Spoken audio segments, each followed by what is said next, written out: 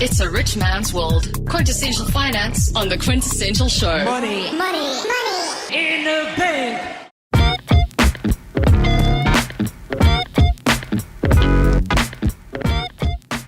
Here on Quintessential Finance, we like weighing our options. Recently, we've heard about investing money on the stock market into individually picked stocks and exchange-traded funds. We've taken a look at the very, very volatile Bitcoin. But surely there is something out there that can give investors more peace of mind. Because sometimes investing in stocks and things like cryptocurrencies can keep us awake at night.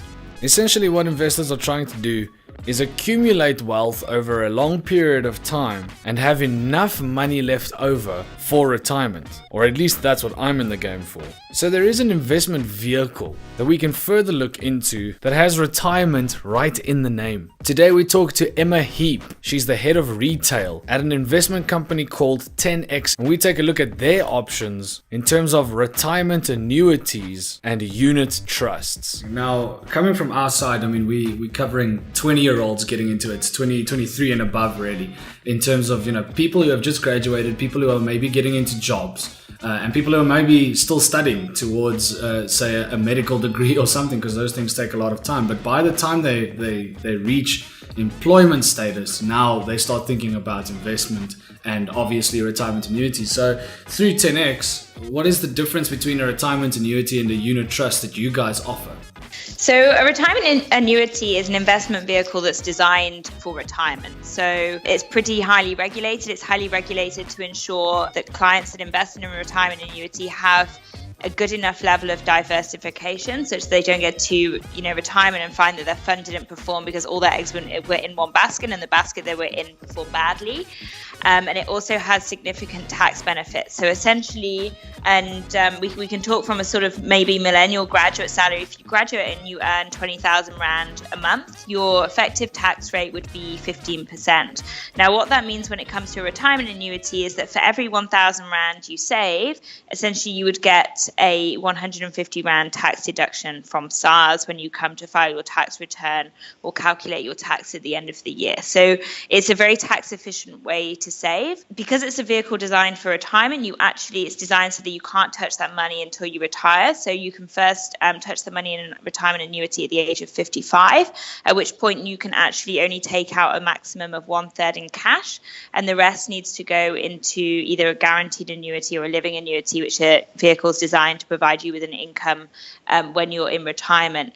If you do decide to take that 1/3 out in cash, you do get the first 500,000 of it tax-free as another additional tax benefit of a retirement annuity. A unit trust, on the other hand, is a discretionary investment vehicle. So the positives are, of course, that it's can support both a short-term and a long-term savings goal. You can access the money at any time. Downsides are that you don't get the tax benefits associated with a retirement annuity either when you're paying in or when you want to take the money out. If you do take the money out of a unit trust, the money in that unit trust that you take out is subject to capital gains tax. Yeah. So obviously you guys are kind of an investment fund where we give you money and you invest it on our behalf into companies that you deem appropriate to invest in. And it's long-term investing at the end of the day. But what are the benefits of me giving you money to go and invest it on my behalf versus picking individual stocks myself and holding them long-term on the stock market? Well, I think very simply, no one has a crystal ball. We don't have a crystal ball. I'm pretty sure you don't. Otherwise, you probably wouldn't be studying. You'd rather be investing and stock picking. So, I mean, I think the thing is no one knows what the future is going to hold. I'll give you a good example. So Warren Buffett, obviously the third richest man in the world and one of the most successful investors of all time. He actually, in one of his annual general meetings for Berkshire, he challenged hedge funds, essentially. He has waged a $1 million bet. The bet was to be played out over 10 years. In his side of the bet, he was putting all of his money into the S&P 500, which is one of the main index funds in the United States. And he basically challenged hedge funds to see who was willing to compete against against the S&P 500, and who thought essentially they'd be able to outperform the S&P 500. He had one single hedge fund take him up on the offer, which already tells you something about the level of confidence that those hedge funds have that they can beat the market. And we're 8 years into the bet. He's sitting up 65.7% versus the hedge fund of 21%. Now, if we apply that to South Africa and we look at the performance of actively managed funds, which are essentially stock picking and taking bets on what stocks or what industries are going to perform well and what stocks and industries are going to perform badly, actually 85% of actively managed funds in South Africa failed to beat the index over a 5-year period of time and more. So yes, you can pick stocks, and sometimes you will get it right and sometimes you'll get it wrong. I mean, the stock market at the end of the day is a zero-sum game. If Naspers goes up for simplicity's sake from 10 Rand to 20 Rand a share, someone has, of course, made 10 Rand on that bet, but someone has also lost 10 Rand because for the person to buy at 10 Rand, someone else had to sell. So we don't believe in trying to beat the market. We believe actually in the sort of passive investment strategy. So we rather own a share of the market. So in 10X, for example, we own the top 60 in the JSE. That makes up 50% of our portfolio in our high equity. And of that, we don't actually expose ourselves at more than 6% of any single fund. So, because in South Africa, we have obviously a very top-heavy stock index. So if you don't sort of make sure that you actually are limiting yourself on a particular fund, you could be overexposed on a certain stock or share without actually meaning to be.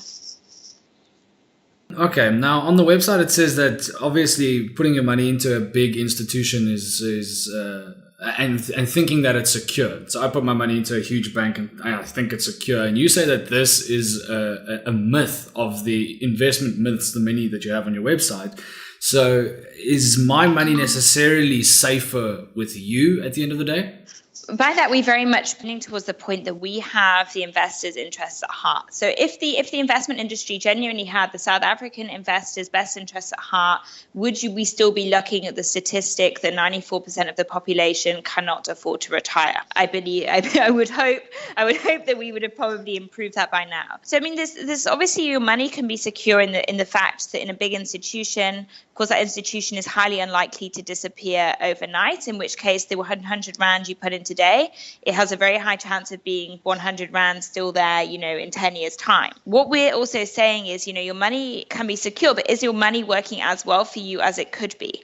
Take, for example, I'm sure you've heard of the Sanlam Echo Bonus. Sanlam Echo Bonus has a 4% marketing fee applied on an annual basis, which means essentially for, if you have 100 Rand and it grows 10%, they're going to take 4 Rand straight back off that. So every year they're collecting that 4% in addition to their fund management fees, in addition to any financial advisor fees you might pay on top of that.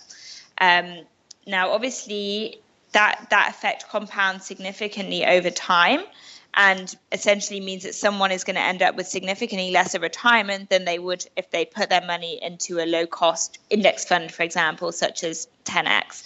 Now, you look at any Sanlam Echo Bonus benefit statement and you won't find a single fee on there. So the consumer, once they've forgotten about the contract they originally signed, which most of us do forget the details after a few years, perfectly natural, they all of a sudden forget that they're the one actually paying themselves for their bonus that they're going to get at the end. And actually that bonus is probably nowhere near the amount that they could have otherwise had if they'd invested in a low-cost environment. And actually, in fact, over a 40-year period, saving 3,000 Rand a month, the difference between paying 1% in fees and paying 3% in fees is actually the difference between ending up with 3 million Rand at retirement versus 5 million Rand at retirement. That is incredible. Exactly. So what do we mean by being safe? We mean that actually we have your best interests at heart and we're going to make sure you get the best return possible on your money. Yeah, totally. I get you there. I mean, the whole fees argument is the biggest thing that's kind of being considered when all of these companies are popping up, because a lot of new investment companies are coming to the light. And I mean, you guys are pretty good at what you do already. But that's the point. I mean, all of the companies are trying to now vie for the South Africans' attention. And at the end of the day, how do we grab that attention? How do we build a new investment appetite for young people? Because obviously from the millennial and the born-free generation, like you say, we're sitting with an issue where it's 94% of South Africans aren't investing. Now, how are we going to get South Africans to invest? How personally do you think it's going to be built to something that becomes less scary for an investor? How do you make it less scary for an investor? Well, we think that the industry is sort of deliberately making it complicated. And why are they deliberately making it complicated? Because while investing is perceived to be difficult and complex and something that's sort of out of touch to the average South African, you're forced to then delegate your decision making. So you then go and you see a financial advisor because you think, well, I don't know what to do, so I'll go to someone that's, apparently an expert in this field. You sit in front of a financial advisor. A financial advisor might do a financial planning assessment with you, but ultimately they're employed by a company and therefore incentivized to sell the products belonging to a certain company. So the question we would really like to ask is, do they have your best interests at heart, or do they have their own financial interests at heart?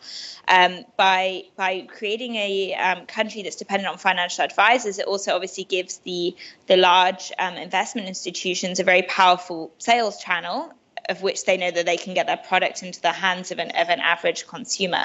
Now, we say actually investing isn't complicated, and it doesn't need to be complicated. In fact, it can actually be very, very simple. For the vast majority of people, you don't need a complex investment strategy. You just need to have, you need to know what your goal is. What are you saving for? What's your time horizon?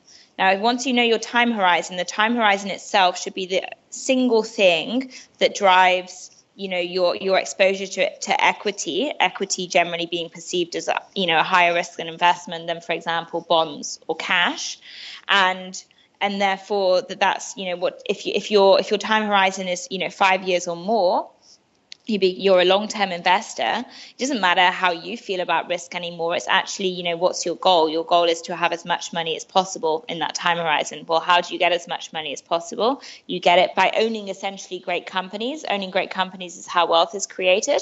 So you need to own shares in those companies. You own shares through equity. So we want people to hold as much equity as possible. We then believe, of course, well, how do you get the best returns on it? Returns are a function, of course, of how your portfolio performs, as well as, then subtracting off the fees. When you were young, right, when you were around this age, say 25, 24, what was your investment horizon? What were you looking at and saying, this is how much I'm getting and this is the percentage I'm going to put away? What would you say to your 24-year-old self, if you could, in terms of how much, in terms of percent to keep putting away into a retirement annuity so that you would be, ready for the future? And I'm going to be very honest with you. When I was 24, I was not saving. And actually one of the best career decisions of my life has been actually joining 10X, because it's wakened me up to the importance of saving for retirement. So what would I say to my 24-year-old self? I'd probably tell them to stop dreaming, stop assuming that one day I was going to have $1 billion business and not have to worry about a retirement fund, and rather start being sensible and investing in a retirement fund. And then if I do reach my goals and become super successful one day, that I will not only have my business that I can sell, but I will also have a nice retirement fund to fall back on just in case anything goes wrong. And I think that probably, I imagine, would resonate quite strongly with a lot of millennials. Everyone always thinks about today and not so much about tomorrow. Quote Warren Buffett again, but one of his very powerful quotes that resonates strongly with me is that you should spend after saving rather than saving after spending. And I think that's a very, very clear message to have. We believe that, achieving a comfortable retirement is not rocket science. And we believe there's actually a very simple formula behind it. So we believe really you need to invest for growth. Now, growth or wealth is created from owning great companies. So own as much of those companies as you can. So invest in equities, invest in the stock market.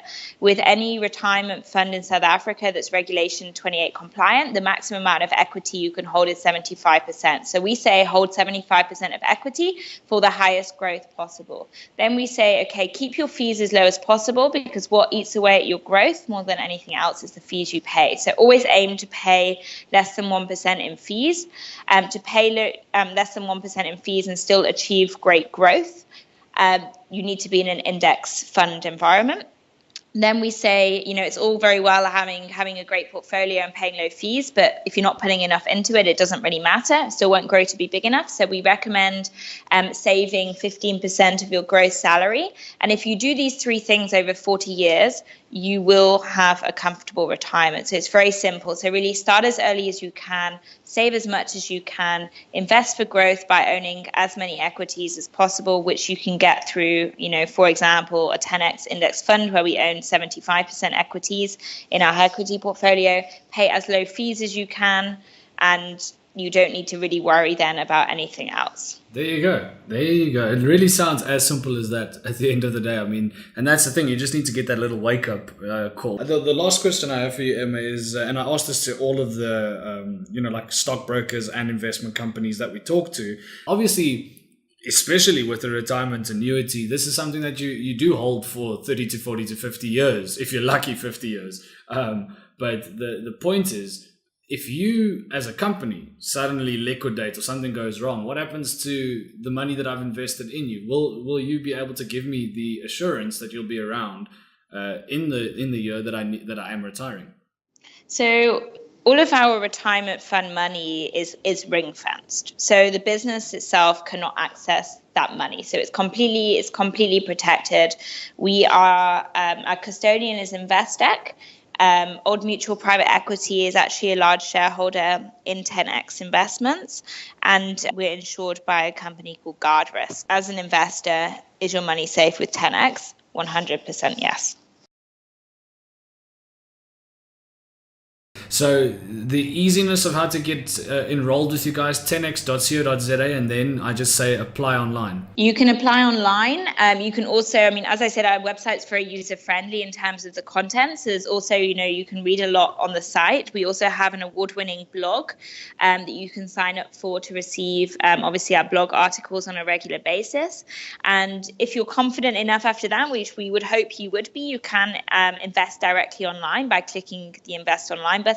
Or if you do feel that you need a bit more information or you want someone to hold your hand, you can also request one of our licensed financial experts to contact you by clicking the Contact Me button in the top right corner of the website. It's a rich man's world. Quintessential Finance on the Quintessential Show. Money in the bank.